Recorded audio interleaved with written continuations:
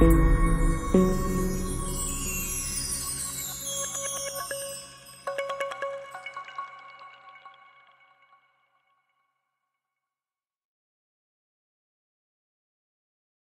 26, verse 50, is notice after Judas had kissed Jesus and said, "Hail, Master," and he knew what he was doing when he did it, how Jesus responds to him. Are you there? Matthew 26, 50, and Jesus said unto him, "Friend, wherefore art thou come?"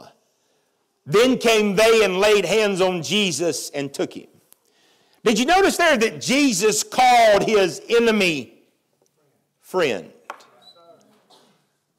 That's how Jesus responded to the betrayal of an adversary.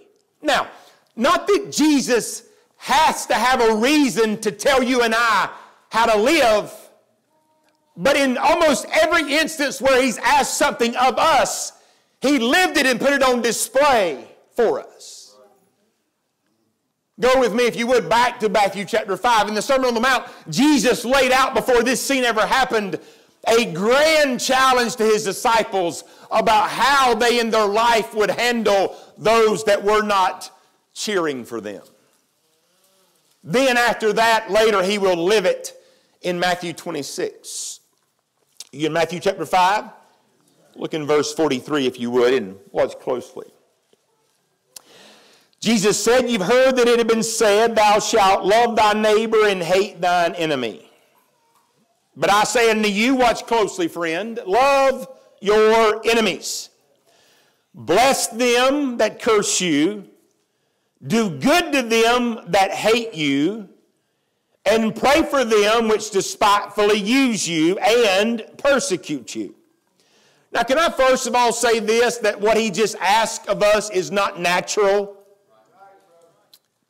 It's supernatural. The response of being betrayed, the response to being done dirty, done wrong in the flesh is to get even. The fleshly response is, "Oh, you weren't nice to me? I'm cutting you out of my life. Forget you. Don't like you, don't need you." That's the flesh. But Jesus said this, he said, "I'm telling you, I'm going to need more out of you than that. You're going to be my children, and I'm going to need you to not do what's natural. I'm going to need you to do something that you're going to need supernatural power to do." So he said, "I need you to love, bless, do good to, and pray for your adversaries." Verse 45, it gets interesting. He says this, "That you may be the children of your Father which is in heaven." Now understand what he's saying there. He's not saying doing that'll save you. He's saying doing that will expose to the world that you're mine. That you may be one of my, look, that you may look like, display, make an open show of what it means to be godlike. "For he maketh the sun," he says, "to rise on the evil and on the good, and sendeth rain on the just and on the unjust." What God was saying was this: I'm good to both sides of the fence. I'm good to the righteous and the unrighteous. I'm good to the good and the bad. The just, I'm good to everybody, God said. Oh my. Now watch what he says next, verse 46 and 47. Because what he basically does is classifies 99.9% of our behavior. "For if you love them which love you, what reward have you?" Oh, you mean there's a reward for this? You mean growing in godliness yields reward? Must. He said, "But if you only love the people that love you, what reward have you?" Watch this now. "Do not even the publicans the same?" Verse number 47, "And if you salute your brethren only, what do you more than others? Do not even the publicans so?" So let me ask a question this morning. Is our practice right now in how we handle our adversaries any different than lost people?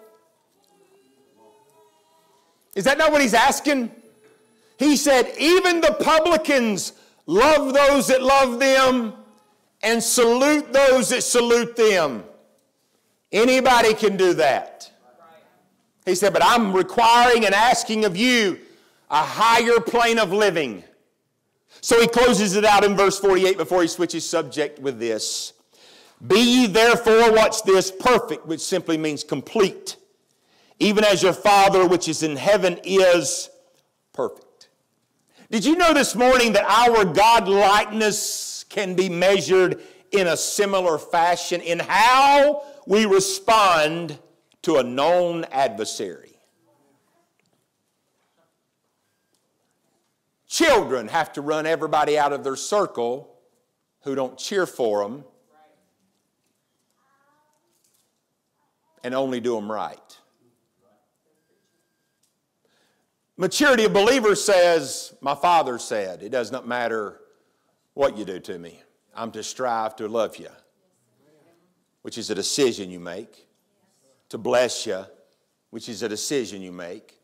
To pray for you, which is a decision that you make. I believe we have just uncovered in a few minutes that the modern church suffers from rank spiritual immaturity. Do we not? Do we not?